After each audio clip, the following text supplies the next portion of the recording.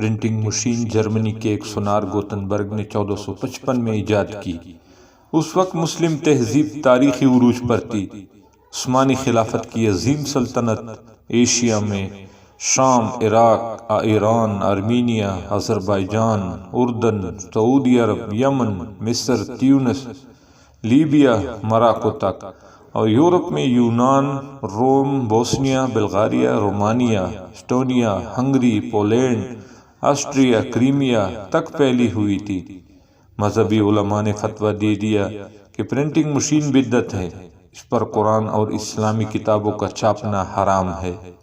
عثمانی خلیفہ سلطان سلیم اول نے پرنٹنگ مشین کے استعمال پر موت کی سزا کا فرمان جاری کر دیا۔ مسلم ممالک پر یہ پابندی 362 سال برقرار رہی۔ ہاتھ سے لکھے نسخے چھاپ خانے کا مقابلہ کیسے کرتے؟ کتاب و رسالوں کی فراوانی نے مغرب کو جدید علوم کا سمندر اور مسلم تہذیب کو بنجر سوچ کے جوہر میں تبدیل کر دیا۔ جاگے تو فکری بینائی کھو چکی تھی۔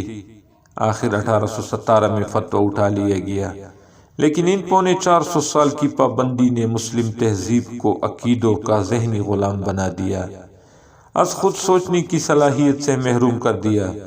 یہ فاصلہ آج تک نہ صرف برقرار ہے بلکہ مزید بڑھتا جا رہا ہے۔ مقام حیرت ہے کہ مسلمانوں کو اس تہذیب ضیاء پر ملال بھی نہیں، نہ ہی یہ تاریخی نصاب میں پڑھائی جاتی ہے کہ نئی نسل سابقہ غلطیوں سے سبق سیکھ سکے۔ یہ ہماری تاریخ میں کیا جانے والا ایک ظلم تھا، اور اس بارے میں موجودہ نسل کو ذرا بھی معلومات نہیں ہوگی۔ ذرا سوچئے، کیونکہ سوچنا جرم نہیں ہے۔